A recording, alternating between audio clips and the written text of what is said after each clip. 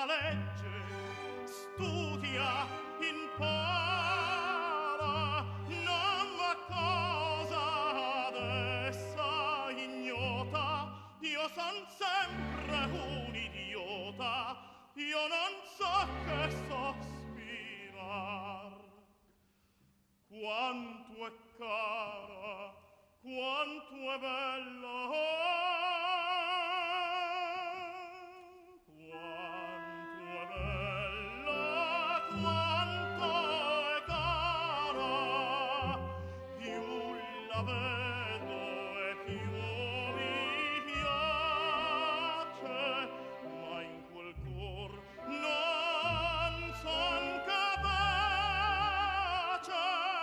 lievi affetto ad ispirar. In quel cor non son capace lievi affetto ad ispirar. In quel cor non son capace lievi affetto ad ispirar. Lieve affetto. In quel cor non son capace,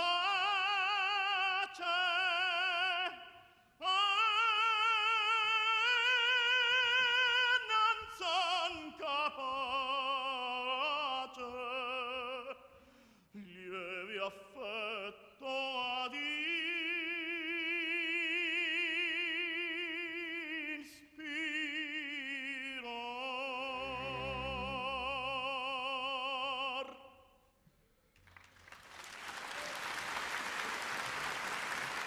Uno.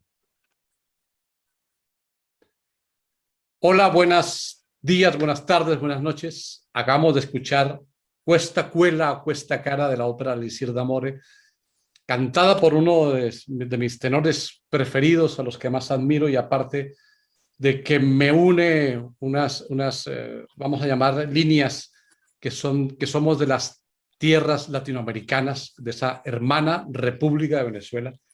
Y bueno, yo soy de Colombia, como muchos sabéis, y pues esto me llena a mí primero de orgullo, de alegría, y que él, con su amabilidad, con su humildad y su sencillez que le caracteriza, aparte de su grandeza como artista y como tenor, haya aceptado esta invitación, pues porque tiene ocupaciones como todos los artistas y una agenda apretada, y que pues esté hoy aquí en Ópera al Aire y conmigo, pues es verdaderamente un privilegio, porque tiene muchas cosas que contarnos, que decirnos: cómo está vocalmente, cómo está el panorama operístico, cómo está la cuestión internacional en los teatros, que aún estamos en crisis. Parece ser que estamos viendo la luz al final del túnel.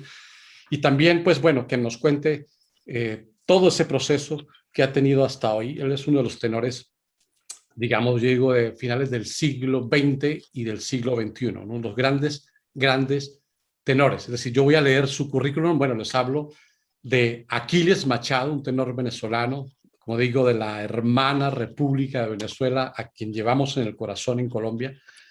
Y también hablaremos de Venezuela, de la cuestión artística, de todo lo que está sucediendo en el plano cultural.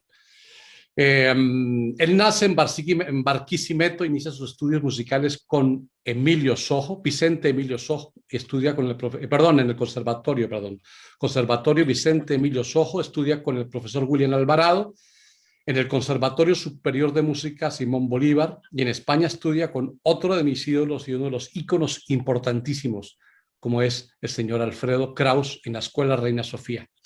Debuta en Caracas en el 1996 con Elisir d'Amore, y en Europa en el Teatro Pérez Galdós de Las Palmas con Macbeth.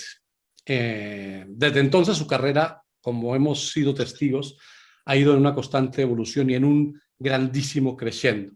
Y ha cantado, no sé en qué teatro le falta por cantar a este hombre, pero ha cantado en el San Carlos de Lisboa, en la Arena de Verona, en el Regio di Parma, en la Ópera de Roma, el San Carlos de Nápoles, en la Ópera de Washington, en la de Los Ángeles, en el Teatro Liceu de Barcelona, en el Teatro Real de Madrid, en la Zarzuela de Madrid, en la Staatsoper de Berlín, en la Deutsche Oper de Berlín, en la Ópera de Zurich, en la Vienna Staatsoper de Viena, en el Metropolitan Opera House, a Scala Milano, y un sinfín. Como digo, no puedo leer todo porque si no los aburro, y segundo, yo creo que es más importante lo que él tiene que decir de lo que yo tengo que decir. Ha recibido premios de diversas asociaciones líricas y ha ganado los 3 concursos tal vez más importantes del ámbito del canto, que es el Francisco Viñas, el famoso Francisco Viñas, el Operalia de Plácido Domingo y las voces, los Cardiff Singers of the World en el Reino Unido, que ya hablaremos de eso también, que tengo una pregunta al respecto. Y ha trabajado pues con las batutas y con los grandes, con Rafael Fribet de Burgos, con Daniel Barenboim, James Conlon, con Alan Gingal, Marco Armillato, Renato Palumbo, Beltrán de Billy, David Machado, con Gustavo Dudamel, otro venezolano icónico, Bakeler, Diego Mateus, Roberto Abado, con Ricardo Muti, con Subin Meta. No sé qué más puedo decirle. Y el repertorio, pues su repertorio se mueve entre el francés, el italiano, el canto, aunque él ha abordado papeles más dramáticos, digamos, de más enjundia vocal, y tiene un sinnúmero de grabaciones. Por ejemplo, Norma de Bellini con la soprano Edita Gruberova, que nos dejó hace poco, con el maestro Friedrich Heider, Elisir D'Amor, con Erwin Schrott y Valeria Espósito, el Rigoletto en la Arena de Verona, con Imbamula y con ese grandísimo Rigoletto que es Leonucci, el Requiem de Verdi con Gerald y la Filarmonía de Scherzinster, creo que lo digo bien, Requiem de Fons Suppé con la dirección de Michael Gorbos, el Janis Kiki, bueno, un sinfín de cosas, no puedo nombrar todo. Ha interpretado recientemente la Carmen y Masnaderi, Simón Bocanegra, Tosca en Viena, en Zurich y en Leipzig correspondiente, además del Requiem de Verdi bajo Rafael Briver de Burgos. Bueno, esto es simplemente la punta del iceberg de este querido amigo. Y bueno, es una carrera que siempre hemos dicho ha ido en ascenso. Yo fui testigo de escucharle cuando era miembro del Teatro del Cor Real en esos famosos cuentos de Hoffmann, con la dirección, si no estoy mal, de Giancarlo del Mónaco, creo. Y bueno, esa parte, pues lo que yo admiro, pues, evidentemente, su vocalidad, su voz, su artista es lo bella persona que es, sencillo, y pienso que entre más sencillo, más grande. Querido Aquiles Machado, querido Aquiles de corazón, querido hermano venezolano, gracias por aceptar esta invitación y lo que quieras decir y saludar, y ya empiezo con las preguntas pertinentes. Oye, pues muchísimas gracias por invitarme y bueno, aquí estoy colorado con toda esa, con toda esa historia que has echado de mí, que te la agradezco mucho, que el tiempo pase, se van acumulando cosas, ¿no? En nuestra historia que bueno, que uno las vive con mucha emoción y que cuando uno echa un ojito de las cosas que uno ha hecho, hasta uno mismo a veces se siente abrumado por ese cuento, por Dios, que parece, no, me pareciera que fuese otro. Entonces, bueno, pero te agradezco mucho la presentación, te agradezco muchísimo. Bueno, yo suelo hacer 2 preguntas a las personas que amablemente aceptan esta invitación, y la primera tiene que ver con lo que acabas de decir, aunque ya más prácticamente la has respondido. ¿Qué sientes al escuchar y ver en retrospectiva todo esto, todo este currículum, esa hoja de vida artística que tienes ya a tus espaldas? Mira, es una cosa muy interesante porque uno va viviendo los proyectos al día y uno se enfrenta a cada cosa con la esperanza de que ese día las cosas salgan bien. No, a veces salen bien y a veces no tanto, pero uno tiene siempre la voluntad de que día a día las cosas vayan saliendo bien. Cuando uno lo mira en retrospectiva, cuando uno mira hacia atrás, ¿no? Se da cuenta de que precisamente todas las cosas que uno sabe o que uno ha aprendido no son sino una consecuencia de los afectos y de todas las personas que han tenido la generosidad de ayudarte en tu carrera, ya sea enseñándote, corrigiéndote, trabajando contigo. Y entonces eso es algo que realmente al mirarlo hacia atrás lo veo con gran agradecimiento y con muchísimo afecto. Y, y entiendo que todas las cosas que componen lo que yo hoy día puedo decir humildemente que sé de canto, no son sino consecuencia de tantas y tantas personas que en algún momento han dado o un voto de confianza o te han apoyado en el recorrido que has hecho, ¿no? A través de tu carrera, ¿no? Y es algo que se llena mucho uno de emoción al pensar y recordar a tantos amigos, ¿no? Que a uno ha sembrado en el camino. Sí. Bueno, uno de ellos que también tuve el placer de conocer es Jorge Rubio, ¿no? Sí, por supuesto. Y ha El sido maestro Rubio. Maestro Rubio, gran director y una excelentísima persona que también creo que fue o ha sido valedor de tu carrera, ¿no? Jorge Rubio ha sido mi papá adoptivo aquí en España, ¿no? Desde que llegué, ¿no? Junto con Carmen, que desafortunadamente ya no la tenemos entre nosotros, ellos me acogieron como un hijo más y me han ayudado durante todos estos años. De hecho, con el maestro Rubio sigo hablándome y viéndome y sigo por supuesto teniéndolo como referencia dentro de lo que yo necesito saber, cuando tengo dudas, preguntarle cosas, que él siempre es una persona en la que yo confío plenamente a la hora de aclarar dudas, que siempre es bueno tenerlo porque las dudas son eternas. Entonces siempre es bueno tener a alguien que te ayude. Claro, esos oídos también que te dicen, ¿no? Uno tiene que tener oídos como canta, ¿no? Cuando prepara un nuevo rol o lo que sea, una opinión y sobre todo una opinión desde la honestidad, ¿no? Que eso es muy importante. Sí, sí, es muy importante porque a medida que pasa el tiempo, a medida que va pasando el tiempo y uno como quien dice, va ganando fama, porque no se trata de respeto, la fama, sino que va ganando fama, muchas personas no se atreven a decirte cosas. Entonces es siempre bueno tener a alguien que se atreva a decirte las cosas que estás haciendo bien y las que estás haciendo mal. Y es por eso que uno tiene que tener siempre a gente en la que tú confíes musicalmente y que la que confíes en su criterio y que sepa que te está orientando hacia un camino que es el que te conviene y que es el que debes seguir. En Okay. ese sentido, el maestro Rubio es uno de ellos, junto también con el repertorista con el que trabajo habitualmente, que es Kennedy Moretti, que es un sanguinario repetidor que no me perdona una tampoco. Entonces, bueno, ellos son básicamente parte de esas personas en las que yo confío, ¿no? Y son, creo, las dos más importantes, junto con los que tengo más cercanos de mi familia, etcétera, que suelen ser los críticos más duros muchas veces. Es verdad, a veces la familia es la que más caña da, ¿no? Exactamente. Eso está bien, a mí me parece que está bien, porque todo lindo, todo bonito no puede ser, ¿no?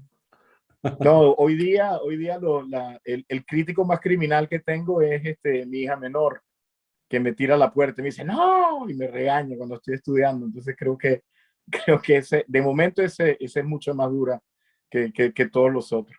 Qué bueno.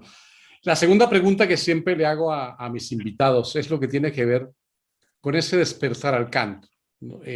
¿Cómo, ¿Cómo descubres o cómo es ese llamado? Yo digo que hay un llamado, no sé si sea de una musa, si de algo que se te mete en el cuerpo, en el alma y dices, yo quiero ser cantante, porque en mi caso, los recuerdos, yo no quería ni ser policía, ni ser médico, ni ser nada de estas cosas habituales en los niños, sino yo pues quería ser artista casi desde pequeño. En ti, ¿cómo sucede este llamado al canto? Mira, yo comparto esa idea contigo de que el canto tiene algo de mágico en la vida de las personas. De hecho, yo creo que es así, casi como una enfermedad, ¿no? Uno se contagia del canto y ya no se le quita más nunca.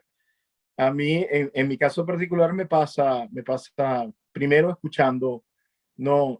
A mi familia cantar en casa, ¿no? Yo soy de Barquisimeto, que es una ciudad musical en donde todo el mundo aparece por arte de magia cuatros y guitarras y en todas las fiestas se cantan. Y en segundo lugar, por ir apreciando lentamente algunos cantantes que me fueron un poco enamorando, ¿no? En ese sentido. Desde los primeros discos que escuché de Alfredo Sadel y de Alfredo Kraus, hasta las primeras cosas que escuché de Pavarotti o de Domingo y viejas grabaciones que iban apareciendo en mi casa de cantantes o simplemente cantantes como Dani Rivera, que me, que me enamoró con el canto, por decirlo de alguna Con la forma, canción ¿no? Madrigal, el bolero, el famoso bolero, ¿no? Por ejemplo, sí, había un disco que se llamaba Serenata de Dani Rivera, que era muy famoso y en mi casa lo escuchaban mucho y ciertamente hay una delicadeza en la forma de cantar que yo diría que es casi lírica, ¿no?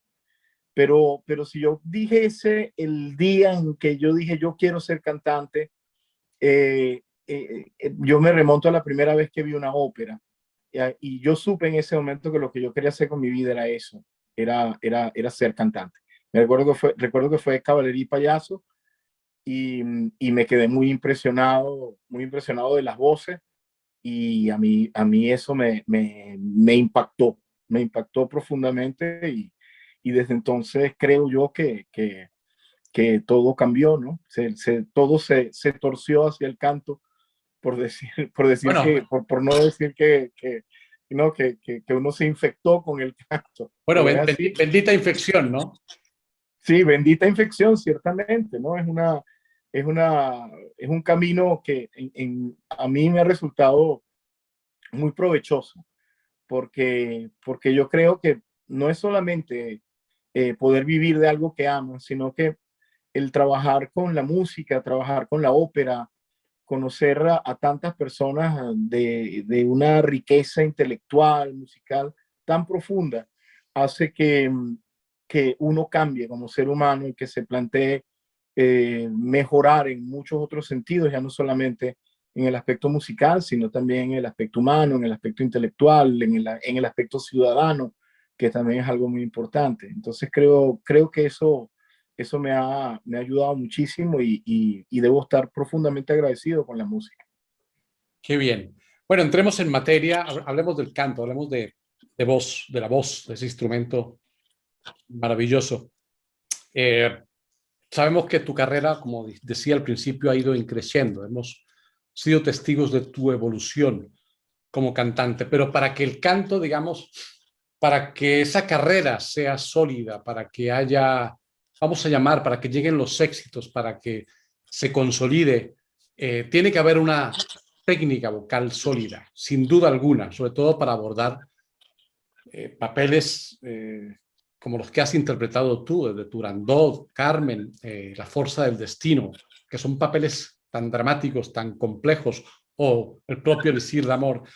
Pero la técnica vocal tuya se cimienta y a mí me recuerda mucho, incluso cuando te he visto en escena, obviamente a Alfredo Kraus, ese tenor que ha sido valedor de tantos cantantes en este país, poco reconocido tal vez en ese aspecto, muy criticado, como bien sabes. ¿Cómo ha sido cómo ha sido ese sostén? ¿Cómo fue ese sostén de Alfredo Kraus y de la técnica vocal y seguirla implementando hasta llegar a donde has llegado?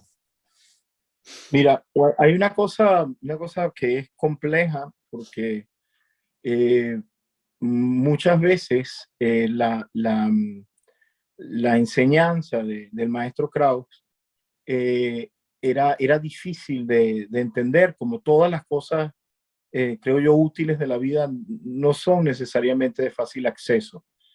Y entender técnicamente lo que el maestro Kraus explicaba se prestaba algunas veces a confusión.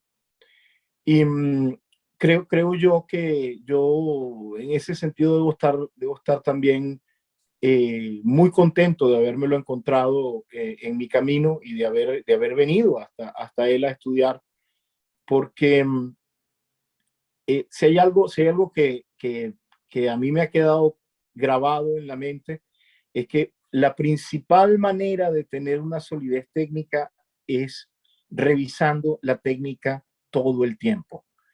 Y creo que adaptarse bien a la propia naturaleza es otro elemento que es fundamental. No traicionarla, ni intentar presionar la naturaleza hacia ciertos límites, ni tampoco desconocer su evolución. Y para ello uno tiene que tener una relación sana con la voz, uno tiene que entender que la voz es un instrumento que evoluciona y es un instrumento al que también hay que exigirle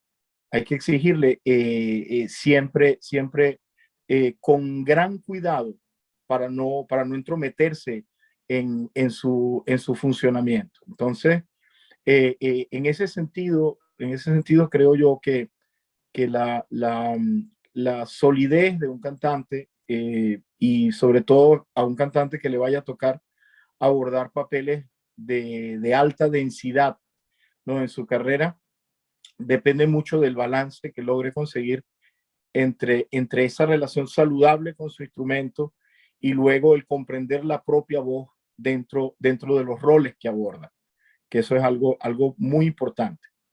Claro, entonces en este punto, en esta misma línea, eh, siempre, tal vez, no, bueno, no voy a afirmar taxativamente que siempre, ¿no? Pero los cantantes por lo general pretendemos o pretenden ir más allá siempre. Por ejemplo, en un barítono, pues, que cantar el Rigoletto, por decir algo, si está cantando bel canto, aunque Verdi es bel canto, pero si está cantando, por decir siempre, el Sir d'Amore o La Favorita o Don Pasquale o Mozart, siempre quiere llegar a ese punto, a ese cambio, porque ya obviamente su voz evoluciona simplemente porque puede, no sé si llegar al aburrimiento de cantar siempre lo mismo. Sin embargo, el punto de inflexión, ¿cómo, para que le expliques a la gente que nos ve, que no conoce este proceso de un cantante, cómo se afronta de cantar, por ejemplo, bel canto, que es lo que haces tú al inicio, y después cantar papeles, por ejemplo,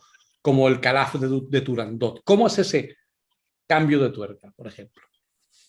Fíjate, lo que ocurre, y creo yo que allí a lo mejor yo difiero de la opinión de algunos especialistas. Lo que ocurre fundamentalmente es que yo creo que hay que abordar en principio todo el repertorio con pensamiento belcantista. Si uno logra trabajar todo el repertorio con ese pensamiento belcantista, y el bel canto tiene como premisa el respeto a la propia voz, yo creo que se puede hacer un recorrido muy saludable por muchísimos repertorios. El problema está, creo yo, es cuando nosotros nos vemos un poco influenciados, ¿no? Los cantantes se ven un poco influenciados por el gusto, la moda o los mismos paradigmas que hay en relación a un repertorio. Cuando un tenor, por ejemplo, piensa que el único sonido que puede tener Calaf es el de Corelli, se ve en serios aprietos a la hora de cantar Calaf. Entonces lo primero que tiene que hacer es tener una relación sana consigo mismo. Y a partir de allí construir un personaje, construir una vocalidad y hacer una propuesta vocal que sea digna y que sea respetuosa de su instrumento. Los problemas vienen cuando yo quiero cantar Nemorino como Tito Schipa y luego quiero cantar Forza del Destino como del Mónaco. Eso no lo puedo hacer yo con un mismo instrumento y no lo puedo hacer muchísimo menos en rangos de tiempo muy estrechos, porque toda la preparación y lo que llaman poner una ópera en voz requiere de trabajo, requiere de periodos de reeducación del instrumento, tanto hacia un lado como a otro, entendiéndolo bien, siempre creo yo desde la relación saludable que se debe tener con el canto, desde el punto de vista belcantístico. Y con esto no quiero decir que hay que cantar Puccini como se canta Donizetti, porque tiene sus diferencias claras y notorias, pero desde luego el respeto hacia la voz en Puccini tiene que ser el mismo respeto hacia la voz que se tiene cuando se canta Bellini, Donizetti, Rossini. Y es allí donde creo yo que se puede tener una carrera un poco más longeva y se puede tener un instrumento más sano, que al final el objetivo, ¿no? que muchos cantantes deseamos, ¿no? Porque mientras más cantemos, más cerca estamos de la colección de Ferrari. Es verdad, sí. Bueno, yo creo que lo que tú dices, los paradigmas o digamos los lineamientos de que lo que acabas de decir con certeza de que si el Calaf o el Andrea Chenier no lo cantaba Corelli o del Mónaco, los otros cantantes estaban haciendo una especie de intromisión, ¿no? Porque, claro, el espectador supuestamente espera la voz ancha, ampulosa, con esa grinta y entonces como que se está cometiendo una especie de sacrilegio, sobre todo para los críticos puristas, ¿no? De que los tenores tienen que cantar determinado repertorio y en general los cantantes. Yo creo que si se canta desde el respeto y con los lineamientos que dice el compositor, lo que tú dices, creo que es más que válido. Y ese proceso, digamos... Uno de los cantantes que más importantes de la historia y que se puede considerar como el paradigma técnico de la historia, sobre todo en la voz del tenor, fue Beniamino Gili. Y Beniamino Gili cantó desde Elixir de Amor hasta Aida, lo cantó todo y Ajá. siempre lo cantó con su voz. Y es allí donde cuando uno escucha cantar a Gili, es ahí donde uno entiende precisamente que la relación primaria que tenía Gili era con su instrumento y sabía utilizar su instrumento para hacer música, más allá de lo que se manejase como estilo, moda o preferencia. De hecho, muchas de las grabaciones de Gili no se sabe muy bien no a qué periodo corresponden, porque él simplemente tenía una relación con las necesidades de su instrumento. Hoy día eso es más difícil, ciertamente, de hacer, pero yo creo que partiendo desde esa relación saludable, yo creo que se pueden hacer muchísimas cosas en ese sentido y que pueden ayudar muchísimo a los cantantes en general. Claro, pero hablando de esto, por ejemplo, ya cambiándote un poco el sentido y hablando de esto mismo, el propio Alfredo Kraus se negó a cantar un repertorio, digamos, vamos a llamarlo tal vez más dramático, de más enjundia. Y se le criticó, además, porque habían críticos que decían, no, es que Kraus, los detractores, decían solamente, claro, ¿cómo no se va a mantener si canta antes solamente 5 títulos del repertorio francés? Y a mí me parecía eso, pues, primero una falta de respeto y segundo de que creo que como Kraus, hasta cierto nivel, nadie ha cantado el repertorio francés como él, ¿no? Incluidos los cuentos de Hoffmann que hablábamos, Sí, sí, sí, sin el duda. Fausto, ¿no? Y entonces la gente le reclamaba eso a él, al contrario. ¿Y por qué no canta, por qué no volvió a cantar Rigoletto? ¿Por qué no cantó la Tosca que cantó no sé si fuera Israel y demás, ¿no? Entonces, pero yo creo que sí, yo creo que hay que, desde que se entre en un lineamiento musical, lo que tú dices, desde que no se pasen determinadas barreras o no sé cómo llamarlo, yo creo que es legítimo hacerlo, ¿no? Y que dejemos tantas cuadraturas, tantas cosas cuadriculadas en la ópera. Y hay una cosa, el maestro hizo muchísima música de muchísimos géneros y muchísimos estilos. Y, las óperas que cantaba, las cantaba no porque no quisiera cantar otras, sino porque las cantaba extraordinariamente bien. Entonces no se trata de que no quisiera cantar otro repertorio, sino que simplemente pudiendo cantar una ópera que canta extraordinariamente bien, no tenía ningún sentido que se pusiera a cantar Forza del Destino. O Ya. sea, porque realmente si hay gente que lo hace mejor, él lo tenía clarísimo. Él no tiene nada que ir a buscar allí porque él tiene unas óperas en las que es número uno y mientras lo pueda hacer, así es y así se hace. Yo creo que eso es muy inteligente, me parece muy inteligente. ¿Cuál es el problema de hoy día? Que los número uno duran 2 meses porque las carreras son distintas. Nosotros tenemos un cantante que es fabuloso para la Traviata este año y el año que viene tenemos a otra estrella. Entonces ciertamente las mismas agencias, la misma necesidad de mantenerse en el tapete lleva a muchísimos cantantes a buscar otro título en el que puedan a lo mejor estar nuevamente en el tapete.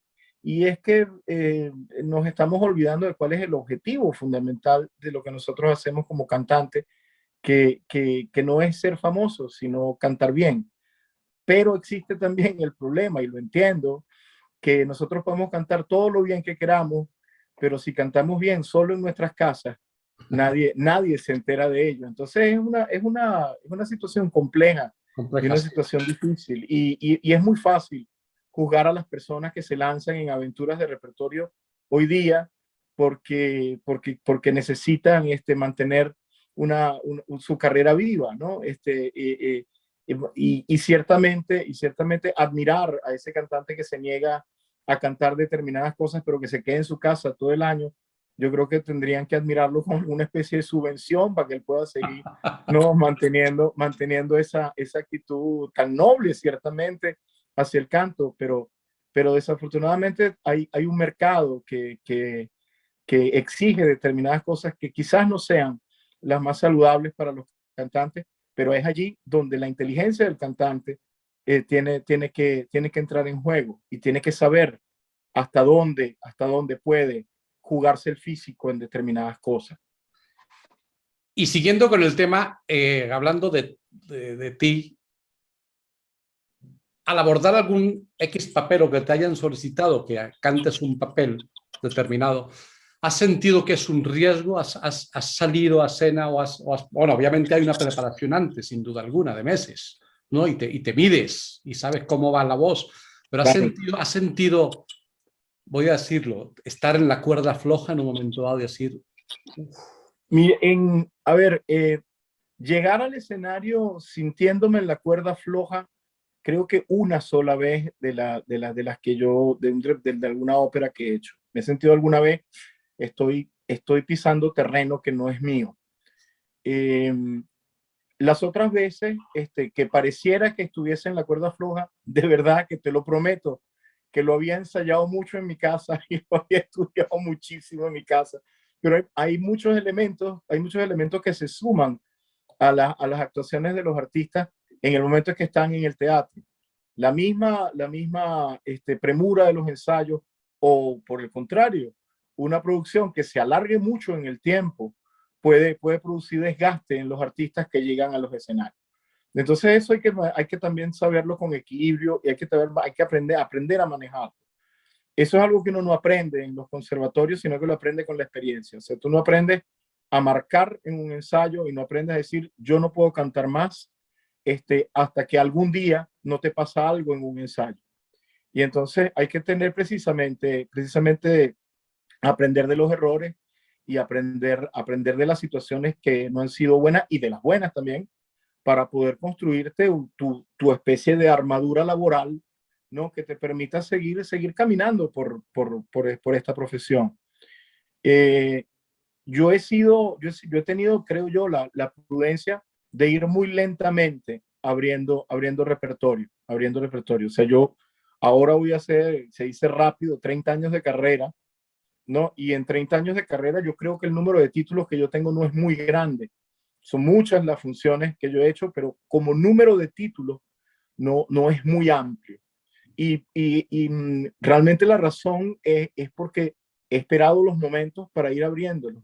E incluso así, esperando los momentos para ir abriéndolo, siempre he tenido las opiniones que uno no es, como dicen, uno no es medallita de oro para que todo el mundo te quiera, pero siempre he tenido opiniones muy diversas acerca de lo que estoy haciendo.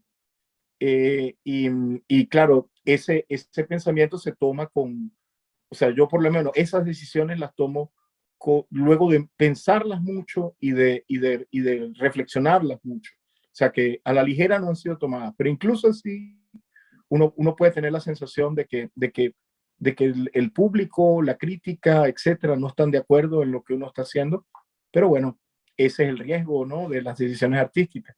Ya. Bueno, y el riesgo del artista, al fin y al cabo, ¿no? Somos personas públicas y siempre estamos ahí, ¿no? Estamos en el ojo y en el oído de las personas y que pueden opinar, decir, e incluso hasta decir no me gusta. Y bueno, sabemos los críticos a veces cómo se las traen al momento de hablar de uno o de otro cantante, que hay que convivir con eso al fin y al cabo, ¿no? Cuando no gustas. Sí, claro que sí, forma parte de la profesión y además hay que saber muy bien sacar el máximo partido de todo ello, tanto de las opiniones adversas como de las favorables, ¿no? Ujú. Y creo yo que la relación es muy interesante, ¿no? Eh, y yo honestamente extraño críticas hechas por músicos muchísimas veces. Creo que los músicos deberíamos estar más incorporados al mundo de la opinión, de la música y de los espectáculos, ¿no? Como era antaño, ¿no? Que no leía, yo he visto que muchísimas de las obras, ¿no?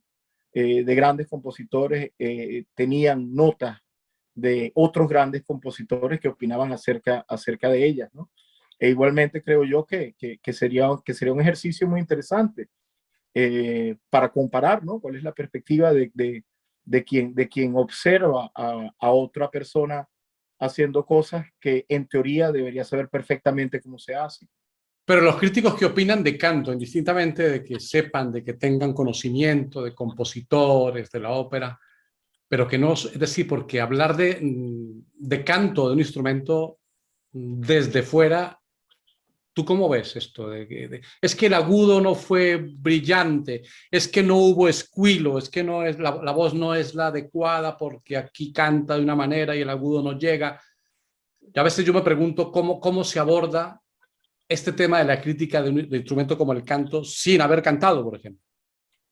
El resultado Intuitivamente. acústico, sí, el resultado acústico del canto, el resultado acústico del canto, ciertamente es perfectamente evaluable a los oídos de cualquier persona que está allí. No, cualquier persona que oye un sonido sabe si ese sonido brilla, si ese sonido tiene timbre, si ese sonido oscila, si ese sonido es más o menos agradable, si pasó o no pasó la orquesta. Eso es muy diferente a un análisis técnico de lo que está ocurriendo. ¿Ok? Entonces desde luego esa perspectiva a los cantantes, a los artistas, les es útil para saber exactamente si lo que ellos perciben como un ejercicio técnico acertado es verdaderamente acertado en la acústica, es verdaderamente acertado en ese espacio.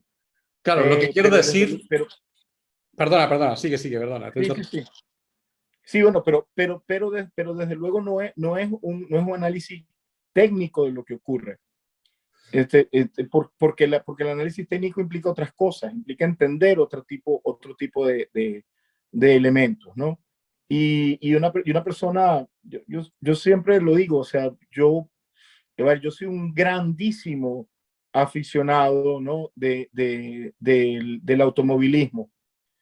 Pero, o sea, y yo sé evidentemente, ¿no? Que cuando estoy viendo las carreras de Ferrari, ¿no? Que me emociono mucho y nunca entiendo por qué no lo pasó en la curva o no, o siempre digo, pero por Dios, si tenía la oportunidad en la recta, ¿por qué no puso tal? Y siempre estoy, y es mi opinión como aficionado al Claro, automovilismo o o en el incluso como fútbol igual. entendedor del automovilismo en determinado caso. Pero yo estoy seguro de que nadie como el piloto sabe qué es lo que ocurre en esa pista. Entonces, u otro piloto a lo mejor puede entender qué es lo que está sufriendo el piloto en la pista. Y entonces es allí, por eso yo decía antes que extraño también esa intervención de los músicos dentro de la opinión de los espectáculos, de la crítica, de los comentarios, porque pueden ser muy favorables también para el mundo vocal y para el mundo musical en general. Sí, lo que pasa es que es complicado. Yo alguna vez he tenido en este programa, no directamente, sino tal, comentarios de que yo siendo cantante, eso por qué opino a veces esto o lo otro. Digo, pues yo opino desde el conocimiento y de la experiencia y sin ánimo de hablar libre y alegremente de algo. Yo pienso que para opinar pues hay que tener un conocimiento y un bagaje, ¿no? Es que me viene ahora a la cabeza una cantante No, que... perdón, por el amor de Dios, ¿no? Que sea lejos de decir que los críticos no saben de lo que hablan, no se No, no, trata no, de eso, ¿no? que se me entienda No, aquí. No, pero, los pero, pero, críticos... pero efectivamente, pero lo que te digo, efectivamente, el análisis técnico de una cuestión no es igual ¿no? Al análisis, al análisis acústico. Hay cosas que son diferentes, ¿no? Hace poco, bueno, se me viene a la cabeza ahora una cantante flamenca que se llama Maite Martín, que es catalana, opinó sobre un artista, lo diré, sobre Enrique Iglesias, que le dieron hace poco, le iban a dar el cantante al símbolo o no sé qué de la historia, o el mejor músico o más influenciador de la historia de la música. Y esta mujer opinó diciendo, pero que en qué cabeza cabía darle un premio a este, sin ánimo de meternos si canta bien, canta mal, desafinado o hace mímica o lo que sea. Simplemente ella lo opinó como artista y le cayeron las críticas brutales que por cómo hablaba de un colega de esta manera, así, ¿no? Entonces parece ser que si los artistas hablamos, que es lo que también quería saber tu opinión, el dar una opinión objetiva se puede convertir eso en, no, es un envidioso, es que es una mala persona, es que está hablando desde otra perspectiva, tal. Es decir, opinar sobre ciertas cosas, incluso de política, los artistas, parece ser que es algo que está mal visto, ¿no? A ver,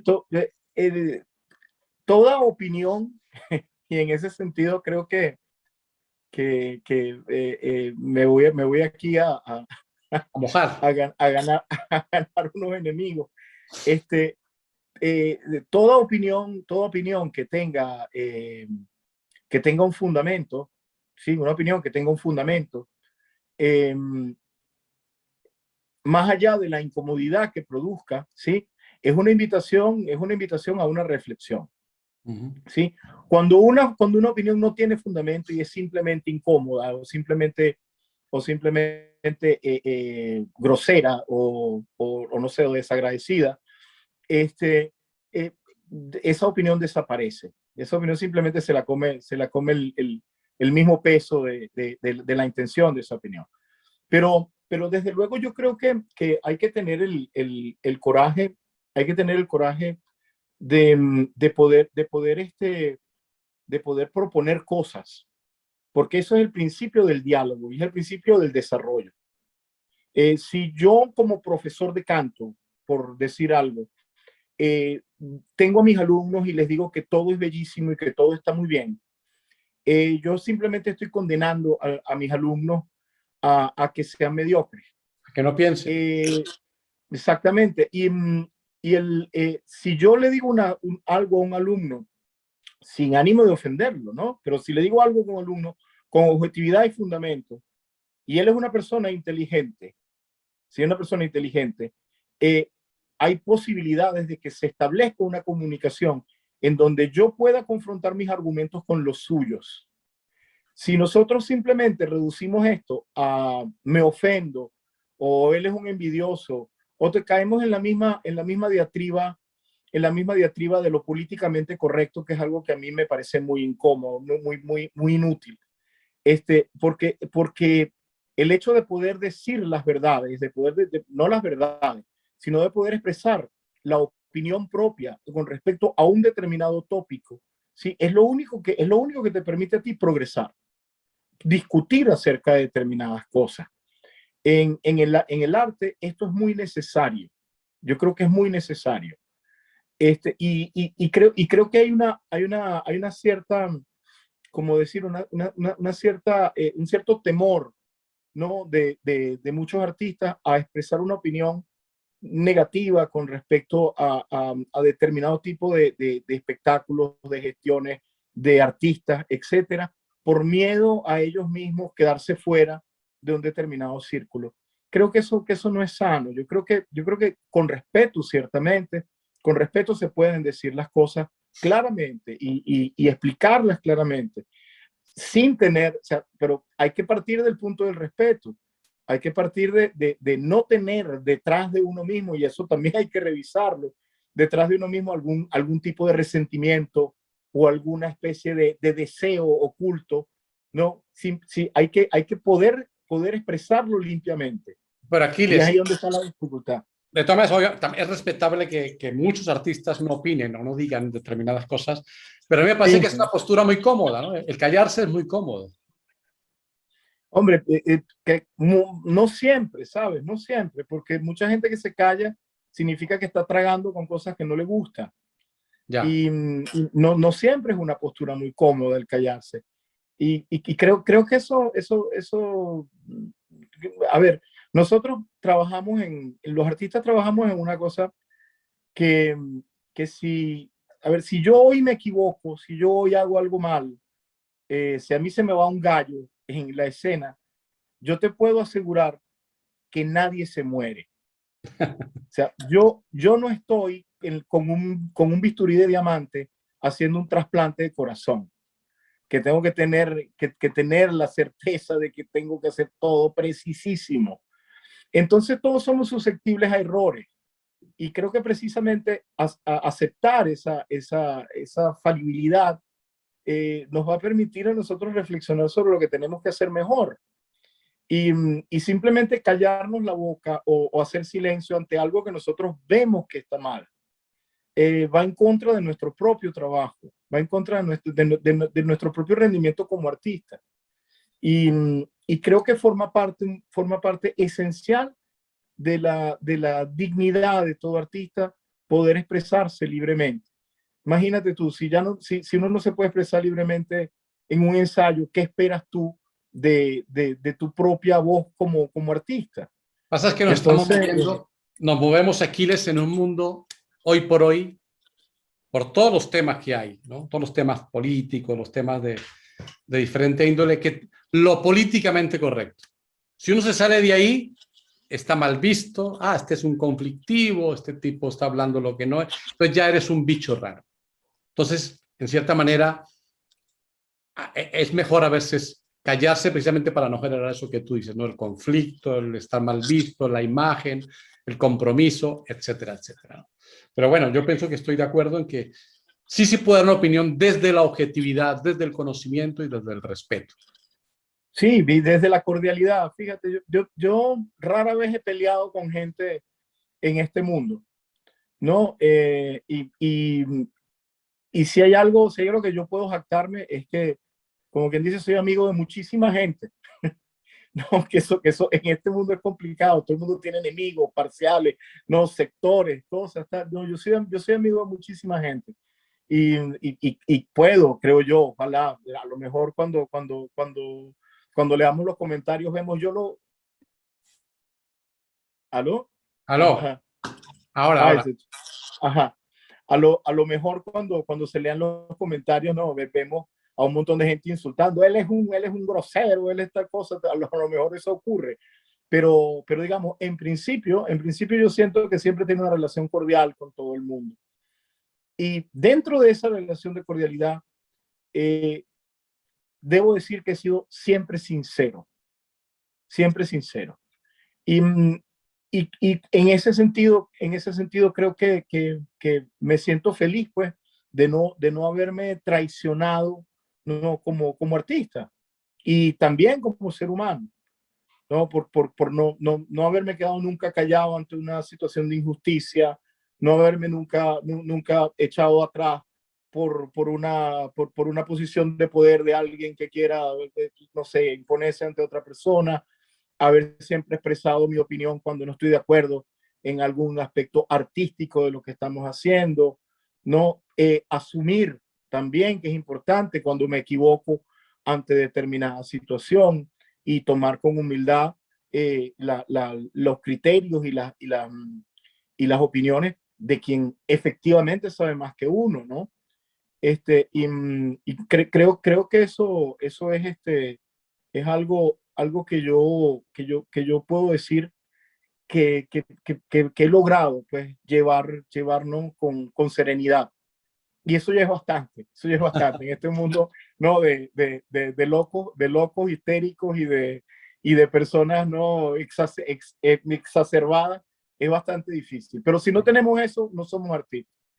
Así es.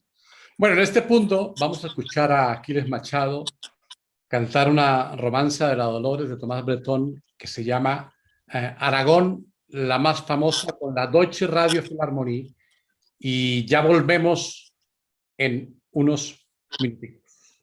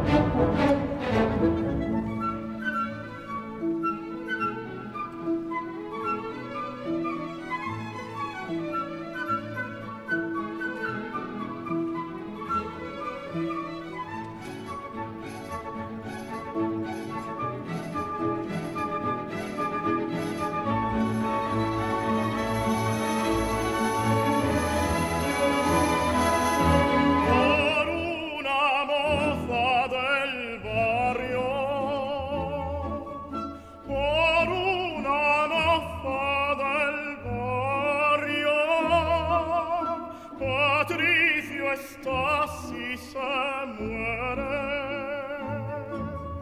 No diré cuál es su nombre, que ya lo diga si quiere. Que ya lo diga si quiere por una moza del barrio.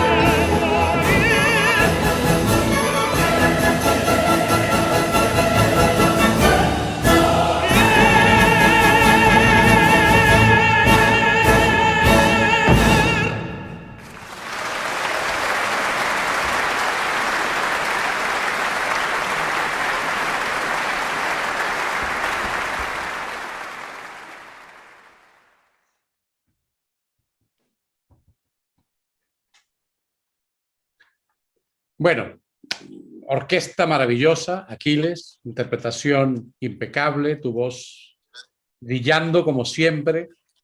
Gracias de verdad por darnos estos placeres en la escucha de tu canto. Dos temas que quiero abordar contigo.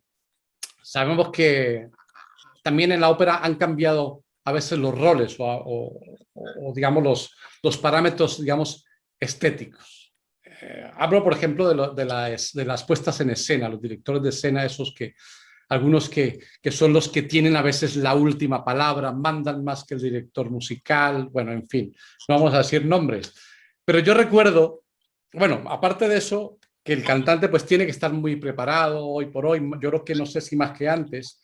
Yo pienso que sí, las exigencias son mayores, la parte actoral, el movimiento, que el director pide determinadas cosas y a veces hay conflicto. Pero hay algo que yo voy a traer a colación y espero que me sepas excusar, pero se me viene a la memoria también ese famoso Rigoletto en el Real con Graham Vick, que yo leía en los periódicos haciendo captando datos, información, palabras un poco, no vamos a decir malsonantes, pero sí que uno dice, pero ¿por qué pasan estas cosas? Por ejemplo, que eras una persona que no era la adecuada para el duque de Mantua, con palabras un poco que a mí no me parecieron las correctas, las reproducía el periódico. ¿Cómo fue eso? Es decir, aunque se sabía en el medio y tal, que un director, que ya tengas tú firmado todo y te digan, oye, que yo no te quiero porque tú no me das el perfil a última hora prácticamente. ¿Cómo se maneja eso? ¿Qué camino se toma? ¿Cómo se reacciona ante cosas como estas? Mira, lo dicho, ¿no? yo nunca he querido ser moneda de oro. Yo sé que dentro de todo soy muy consciente de mis limitaciones y también soy muy consciente de mis virtudes. Em, en aquel momento fue muy polémico lo que ocurrió porque era nuevo. No era una cosa que ocurriese muy frecuentemente, pero hoy día lo vemos con muchísima más frecuencia. Se ha establecido como una especie de patrón a la hora ya, y ahora los teatros se cuidan un poco más, ¿no? A la hora de tomar decisiones, hay una especie apartemos esto que no le va a gustar al director, apartemos esto que no le va a gustar a fulano, apartemos esto y escojamos algo para estar en armonía. Por todo el derecho del mundo. Eso lo hacemos nosotros, lo hago yo incluso con la paella, ¿no? Aparto cosas que no me gustan y las dejo fuera. Eh, y ciertamente hay que tomarlo como es, ¿no? Saber exactamente que hay determinadas tipos de producciones para las que uno no va a ser idóneo por más esfuerzo que haga. Y hay otro tipo de producciones para las que uno va a ser indispensable. Tratar de seguir por ese camino sin agobiarse y sin tomarlo digamos, como un problema. Una de las cosas maravillosas que tiene este mundo es que hay espacio para todo el mundo y para todas las personas. No importa el tamaño, el color, la forma, etcétera, no, eso nada tiene que ver. Todo eso depende un poco del juicio estético que tenga cada quien o del prejuicio estético que tenga cada quien. Eso depende un poco de la consideración que cada uno quiera adjudicarle a este tipo de decisiones. Pero, pero yo creo que el público, ¿sí? El público al final entra en contacto con un artista más allá de todos estos aspectos. Y en ese sentido yo he tenido la suerte de tener un público que me quiere mucho y yo estoy muy agradecido por ello, ¿no? Y he podido interpretar roles que nunca me habría planteado gracias precisamente a eso, al afecto de un sector del público. Yo creo que la ópera está pasando por un momento de evolución muy particular en este momento, ya que hay una necesidad de rescatar determinadas cosas que un poco la media y un poco la influencia del peso mediático han cambiado en ella. Y creo que la gente lo está pidiendo. Están pidiendo en muchísimos aspectos un cambio en ese sentido. Y lo más triste de todo es que esto nos ha hecho un poco hacer desaparecer artistas muy valiosos que yo creo que no se merecen, no esa desaparición prematura o ese olvido prematuro al que se les ha sometido simplemente porque no encajan dentro de una transmisión televisiva. Es algo un poco triste y no tiene nada que ver con la música. Ya, pero Tomás, Pero en bueno, este caso, Aquiles, en tu caso, no es que quiero no recordar a qué va a ser sangre, ni mucho menos. Pero, por ejemplo, casos como el de Simón Estés, el bajo, que sufrió y padeció, no sé si sea comparable, en sus carnes la discriminación por ser negro. Y él lo cuenta, uno de los bajos más maravillosos que yo he escuchado en mi vida, imagino que tú también. sí. Entonces, era era una discriminación en toda regla y tuvo que salir airoso de todo esto. Yo pienso que estas cosas en estos tiempos, que porque a una persona caprichosa que tenga todo el conocimiento de la estética, de la dirección de escena, diga, no, es que este señor no me sirve porque no mide un 80. No sé, a mí no me Ya. parece correcto. Sí, bueno, Pero una de las cosas más importantes, creo yo, ante, ante ese tipo de posturas, ¿sí? Ante ese tipo de posturas, es,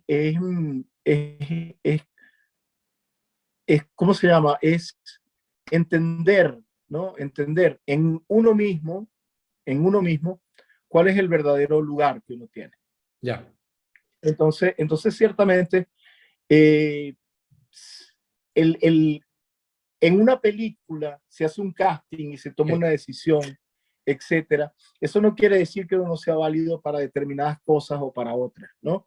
Es una decisión de un individuo o de un grupo de individuos en relación a una propuesta que quieren hacer. Que esas propuestas se vayan generalizando y que determinado tipo de personas vayan teniendo menos espacio en ese circuito. Puede ser que ocurra. Eso no estamos exentos a que ocurra. Pero como todo, a los artistas los artistas no tenemos que limitarnos. Y ese es el gran conflicto. No tenemos que limitarnos a que si yo no trabajo en determinado circuito, mi vida artística está muerta. ajá, Yo recuerdo precisamente en el cine de los años 50, 60, ¿sí? Los papeles que se le adjudican a las personas de color en Estados Unidos eran todos papeles secundarios, además de sirvientes, de esclavos, etcétera, etcétera, porque había un prejuicio en relación a las personas de color. ¿Entiendes? En el cine americano, todas las personas que tienen sobrepeso son o el idiota, o el que se cae, o el tonto, o etcétera, etcétera, porque hay un prejuicio en torno a las personas ¿qué podemos hacer? ¿Qué podemos hacer las personas que tenemos algún tipo de condición, los bajitos, los que tienen sobrepeso, las personas que son de color, los latinos, etcétera? Eh, nos plantamos a llorar ante eso. No, ocurren cosas como lo que ocurrió en los años 50 en el cine americano, que surgió todo un cine paralelo completamente afroamericano, que tuvo una enorme fuerza y que lentamente reivindicó muchísimas otras cosas del talento afroamericano en Estados Unidos. Surgen movimientos como Fat is Beauty en Estados Unidos, donde muchísimas artistas y muchísimos artistas que tienen sobrepeso y que se han visto discriminados por esas circunstancias, se reúnen y demuestran precisamente que tienen un enorme talento y que funcionan y que son artistas de una enorme valía. Igualmente ocurrió también con las personas de una cierta edad, que para allá también vamos. ¿No? Las personas de una cierta edad empezaron a surgir todas estas películas y todas estas series de todos estos actores que habían sido relegados porque ya, sobre todo mujeres, porque ya no entraban dentro de los cánones de la gran industria, generando movimientos alternativos que han producido verdaderas joyas para el arte y que han demostrado precisamente que estamos hablando de negocios completamente diferentes. Y eso es lo que un poco la gente, eso es lo que un poco la gente tiene que entender. Son negocios completamente distintos. Y entonces precisamente, y allí es donde radica muchísimas veces el fracaso en gestión cultural de muchísimos teatros que pretenden entrar en una competencia con esta mega industria desde un formato pequeñito y entonces terminan separándose de la vinculación que un teatro tiene que tener con su sociedad, con su pueblo, con la gente que están vinculadas a ellos. Y entonces se producen toda esta serie de un poco de disfuncionalidades artísticas que uno algunas veces no entiende. ya. Bueno, cambiando de tema, hablemos de Venezuela, ese país que nos duele tanto a los latinoamericanos. Bueno, en general nos duele Latinoamérica, que es un continente tan injustamente golpeado que no sacamos cabeza por ningún lado, porque te voy a contar de Colombia y bueno, todos los países que estamos en una pelea y en una lucha y culturalmente también, ¿no?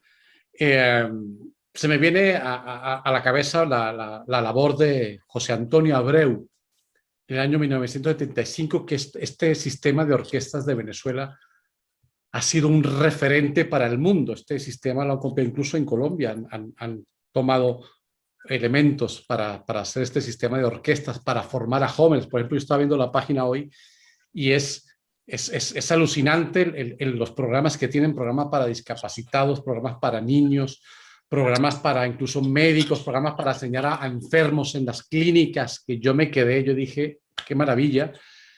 Y esto sigue y continúa a pesar, digamos, de los pesares de la situación que vive Venezuela, que no es un secreto para el mundo, ¿no? Tú lo sabes, que está pasando una crisis brutal. Pero ¿qué pasó? ¿Qué ha pasado, por ejemplo, con el Teresa Carreño? ¿Qué pasa? Que el Teresa Carreño tenía una temporada de ópera maravillosa, con ese ambiente cultural que había en Caracas y en Venezuela tan maravilloso. Este proyecto de Abreu se sigue manteniendo. No es que esté criticando, todo lo contrario. Pero ¿por qué lo otro no va más o no tiene esa ebullición que debía tener? El proyecto, del sistema se sigue manteniendo, por supuesto, y además sigue creciendo y sigue trabajando de manera extraordinaria.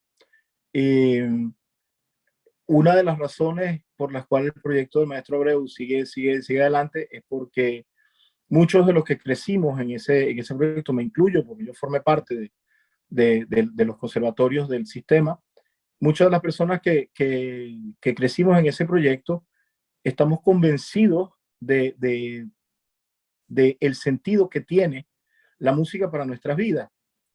Y es una de las cosas que modificó a varias generaciones de venezolanos que crecieron en ese sistema, de entender que la música más allá de una profesión, por decirlo así, es, es un sentido es un sentido vital. Ciertamente se ha deprimido por toda la situación del país, es lógico. No vamos a negar que dentro de la situación país el sistema no se ha visto afectado. Por supuesto que se ha visto afectado como se ha visto afectado todo. Y, y la situación del teatro también se ha visto inmensamente afectada, el deterioro de sus instalaciones, etcétera, etcétera, etcétera. Y es todo por la situación país. Y creo que en el sistema sigue en pie por el espíritu de las personas que lo conforman, más allá de lo que esté ocurriendo en Venezuela.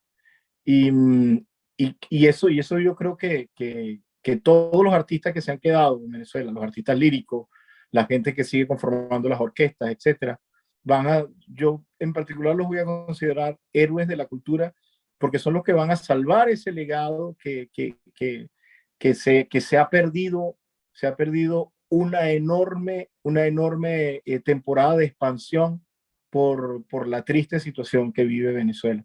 Venezuela podría haberse convertido en estos últimos 20 años en la meca cultural latinoamericana, pero se ha frenado ese desarrollo por toda la terrible situación de enfrentamiento político, de sometimiento de los ciudadanos, de la pérdida de los derechos, del deterioro económico, etcétera, etcétera, etcétera, etcétera, que viven los venezolanos hoy día. ¿Tú crees que veremos una Venezuela diferente, distinta, mejor, de que saque la cabeza o no?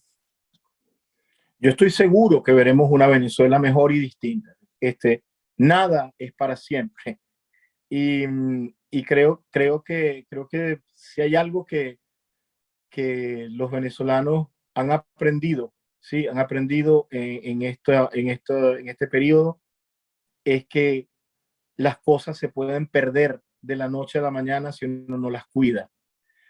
Y creo que eso es muy importante como reflexión de toda la generación de venezolanos que hoy día están fuera, que hoy día viven lejos de su gente, y, y aprender sobre todo a sembrar las cabezas de los venezolanos de pensamiento y de lucidez, y de una vez por todas entender que un país no se construye con caudillos, que no se construye con promesas de un día para otro, sino que se construye con muchísimo trabajo continuado y con la idea clara de que mejoren la situación de todos los ciudadanos. Pensar en sectores, pensar en partidos políticos, pensar en todas esas cosas, no ha hecho sino que llevar a Venezuela a donde está hoy, que está más dividida que nunca, más desangrada que nunca, más perdida que nunca. Y creo yo que sin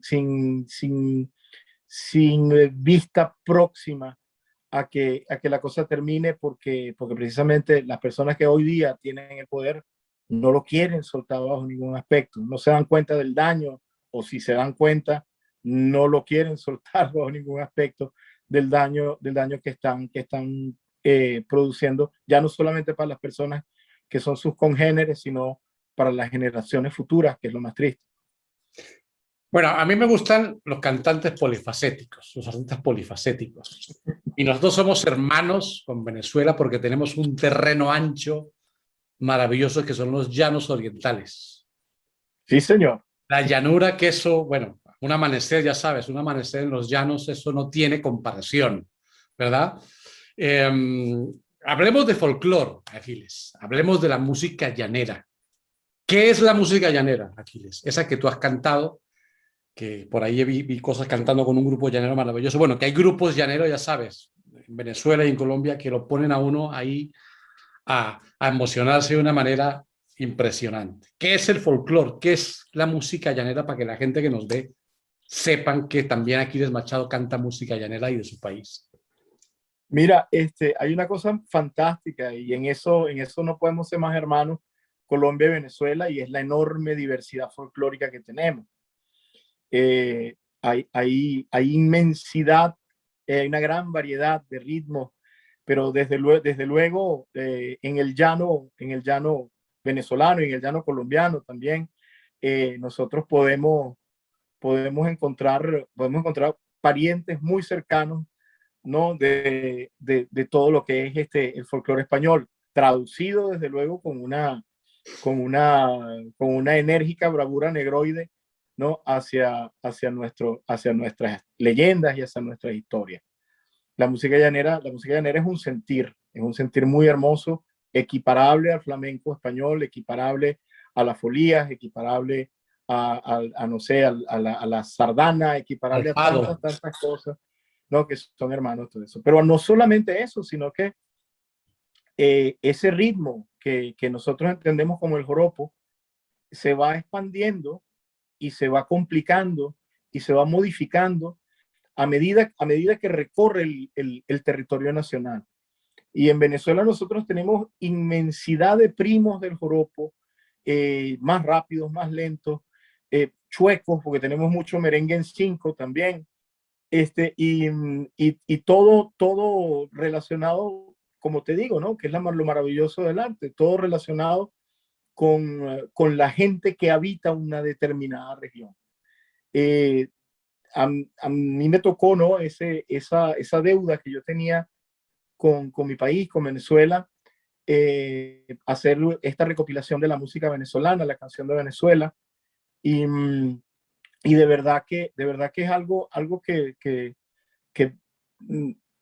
primero fue muy criticado, pero que hoy día se ha convertido en una manera inmensamente hermosa que tengo de relacionarme con mi gente. O sea, las personas que me conocen hoy día en Venezuela, muchos me conocen por lo que hago a nivel lírico, pero incluso los que me conocen por lo que hago a nivel lírico, me conocen también por esas grabaciones, ¿no? de la música venezolana que salieron a flote en un momento importante, creo yo, para todos nosotros los venezolanos. Y me siento muy feliz de haberlas podido hacer, porque hicimos un recorrido desde, no sé, desde Guayana hasta lo más alto del páramo. Qué bueno, qué bonito. Sí, he visto YouTube, estuve viendo hoy, y es que es música. A mí, pues yo soy amante de la ópera, como lo eres tú también, y evidentemente, pero es que esa música tiene ese algo que se te mete en el cuerpo y como que emociona de una manera brutal.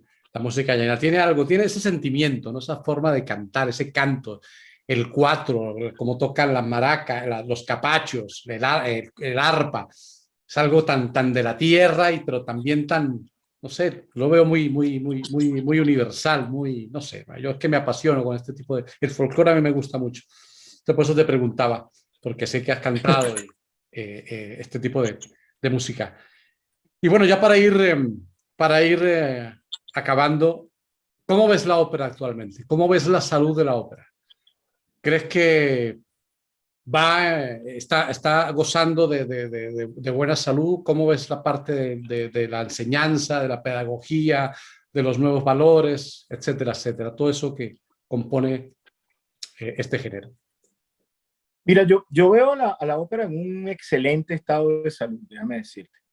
Eh, la veo además diversificándose, que es una cosa que mucha gente se preocupa porque piensa que, y yo al contrario, yo veo que la ópera se está diversificando y vamos a tener ópera para muchos gustos. Vamos a tener una ópera muy mediática, vamos a tener una ópera más purista, vamos a tener una ópera más de salón, vamos a tener muchos teatros de repertorio que van a darle oportunidad a los jóvenes. Esa es la ópera del futuro, la que yo veo, ¿no? ¿No? Llena, que en pequeños salones podamos escuchar Rigoletto con los artistas de nuestras casas, de los artistas de nuestro barrio, y que tengamos esa ópera que vamos a ver al cine y que veamos superproducciones de ópera que giren solamente por 3, 4 teatros enormes, que solamente eran eso. Pero sobre todo, una de las cosas que a mí más me anima de la ópera es que yo veo cada día una pasión creciente por los jóvenes por cantar. Y a lo mejor no se acercan al mundo de la lírica pensando en el mundo de la lírica, sino que se acercan con alguno de estos pseudoproductos que se parecen a la ópera, pero que no son ópera, ¿no? Pero terminan al final acercándose al mundo de la ópera. Esto es fantástico porque va a permitir que renovemos, ¿no? Las estanterías de fotos de nuevos artistas, ¿no? Aquellos que coleccionamos fotos y discos, ¿no? Y que lentamente siga esto, este hermoso arte vivo. Y de ello va a depender que también los profesores y las instituciones que se dedican a la formación de estos nuevos artistas les inculquen ya no tanto esa cosa que todos pensamos como que es el purismo o los estilos, otra cosa, pero que les inculquen algo que yo creo que para mí es fundamental, que es el amor por lo que hacen. Si los jóvenes que entran en este mundo aman lo que hacen, más allá de amar la carrera o de amar la fama, yo creo que tenemos ópera para muchísimos años. Y creo que eso es lo que va a ser, importante.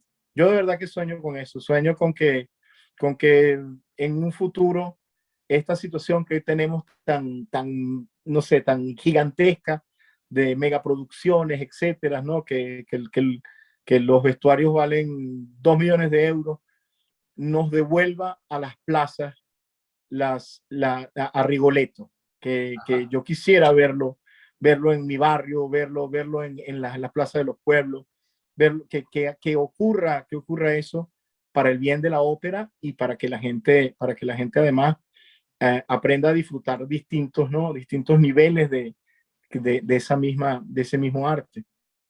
Bueno, dos últimas ya preguntas para acabar. ¿Cuál es ese papel operístico que dices, yo me gustaría hacer el papel, pero dices, no creo que lo vaya a hacer por diferentes circunstancias, sea vocales, de estilo, etcétera, etcétera? Cualquier cosa de Wagner. Ni el Tannhäuser siquiera. Tannhäuser no. Ni siquiera Tannhäuser. Yo creo que nunca llegaré a hacer nada de Wagner. Me va a tocar eso, lo sé. Porque hasta Otelo ya me lo estoy oliendo, pero sé que cantar Wagner es algo a lo que nunca podré llegar vocalmente como yo quisiera, pues, ¿no? Hay muchas cuestiones de tímbricas, estilísticas, etcétera, que el tiempo no me lo va a conceder. Otelo sí. Yo creo que sí, yo creo que llegaré a cantar Otelo. No, no me lo planteo para este fin de semana, pero yo creo que sí, creo que llegaré por lo menos a hacerlo en concierto, a lo mejor alguna producción, pero sí, sí me lo planteo. Yo siempre dije que yo era un tenor que tenía la virtud de no tener el Otelo en el corazón, como la mayoría, ¿no? Pero fíjate, con el tiempo uno se va encariñando con el general Moro y entonces eh, finalmente ya he hecho en recitales, duetos y cosas de Otelo, y yo creo que al final voy a terminar cantando algún Otelo en mi carrera. Es una tentación cuando se ha hecho tanto Verdi, es una tentación, digo yo, ¿no? Sí, bueno, y es que además es como el Verdi fetiche para los tenores, ¿no? Otelo es el Verdi fetiche para los tenores. Y fíjate que yo creo que no es de los más difíciles. A mí me parece muchísimo más difícil Don Álvaro, o me parece mucho más difícil Balo y Máscara, ¿no? Y bueno, eso ya lo hice. Así que bueno, acercarme a Otelo me va a emocionar. Esperemos que Estaremos, lo tengamos. estaremos expectantes, Aquiles. Y ya, bueno, una última cosa en ámbito personal, no te asustes. Eh, ¿Con qué no transiges tú, Aquiles? Porque yo te veo una persona tan sencilla, tan ahí, tan puesta, tan a pecho descubierto, que pues se me antoja hacerte esta pregunta. ¿Con qué no transiges tú en general? Con el abuso. Yo no transijo con el abuso. Si hay algo que yo no puedo aceptar es el abuso, sobre todo el abuso del poderoso. Que me molesta mucho y no transijo.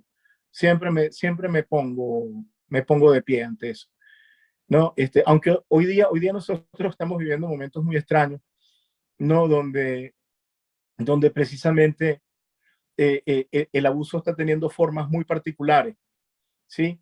Pero no dejan de ser formas de abuso y eso yo creo que es algo que en lo que yo no santigo. La injusticia en general es algo con lo que yo no transijo. Vale, bueno, pues me queda agradecerte de corazón. Como digo, me ha emocionado hablar contigo.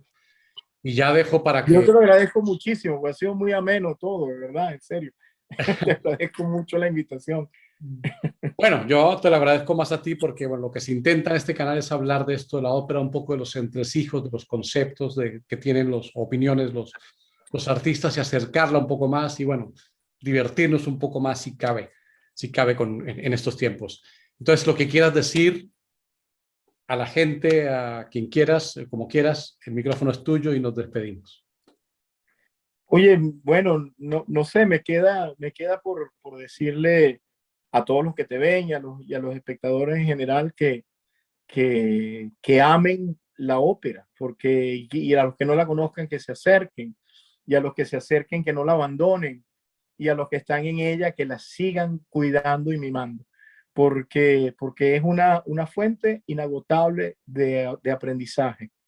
Y quien ha podido, ¿no?, crecer entre páginas de ópera, se da cuenta de que ellas todos los días te brindan cosas nuevas que aprender y retos nuevos para tu desarrollo como ser humano y como persona. Creo que eso es muy importante. Y ahora de cara a estos tiempos que nos vienen, ¿no? Tan llenos de pildoritas y de cosas prefabricadas, yo insisto profundamente que los niños son los primeros a los que hay que llevarlos a la ópera, al teatro y a que se involucren, ¿no?, con esos procesos de curiosidad y de creatividad que nos regala este arte tan hermoso como la ópera. Y que bueno, y que vengan a todos mis conciertos, esa es la otra. Seguro que sí. Bueno, querido Aquiles, muchas gracias de corazón por haber estado aquí hoy en este canal que se llama Ópera al Aire. A ustedes agradecerles su presencia, por haber estado también atentos a esta charla que hemos denominado de hace algunos meses Hablemos con. Hoy tuvimos la inmensa fortuna de estar con el tenor venezolano Aquiles Machado. Y gracias, salud para todos, cuídense y nos vemos en una próxima entrevista. Chao. Gracias, chao. Chao.